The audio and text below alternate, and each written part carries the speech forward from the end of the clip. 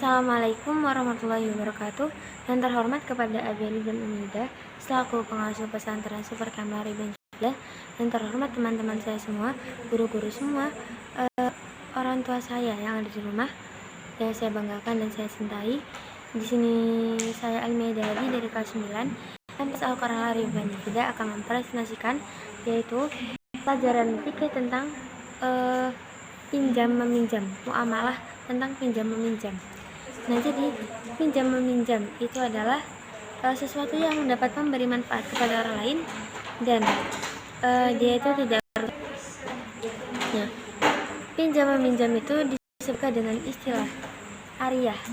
Nah, itu dan barang itu yang telah dipinjam itu harus dikembalikan pada waktu yang telah disepakati dan kita tidak boleh merusak barangnya. Nah, pinjam meminjam itu hukumnya sunnah, akan jadi wajib apabila kita tuh meminjamkan orang yang dia tuh lagi butuh duit untuk kayak berobat atau dalam hal kebaikan.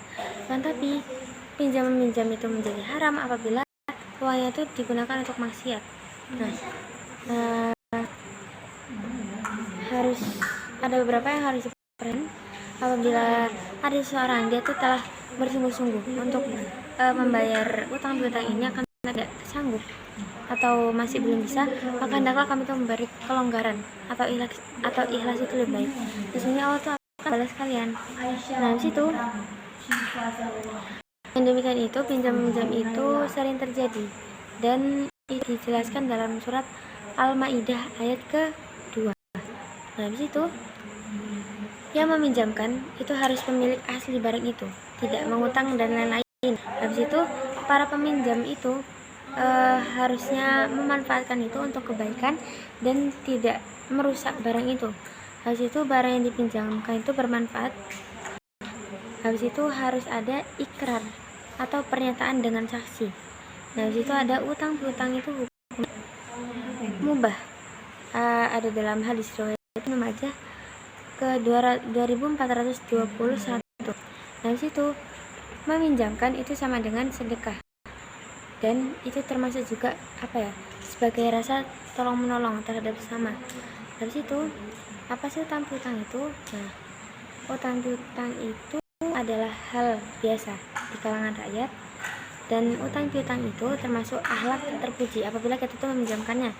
Nah, itu dasar hukumnya itu ada dalam surat Al-Maidah ayat kedua dan hadis riwayat Tirmidzi ke 2869. Nah, di situ hikmahnya Allah itu akan melampaukan rezeki orang yang meminjamkan. Habis itu akan terwujudkan sikap gotong royong. Habis itu tentang piutang itu juga bisa digunakan untuk memenuhi hajat yang belum kesampaian. Kayak misalnya dia tuh mau menyekolahkan anaknya tapi nggak bisa. Nah, dengan kita meminjamkan dia itu bisa menyekolahkan anaknya. Itu ada juga yang namanya itu gadai, board, terus hiwalah dan upah. Nah, oke, sekian presentasi dari saya pada malam hari ini.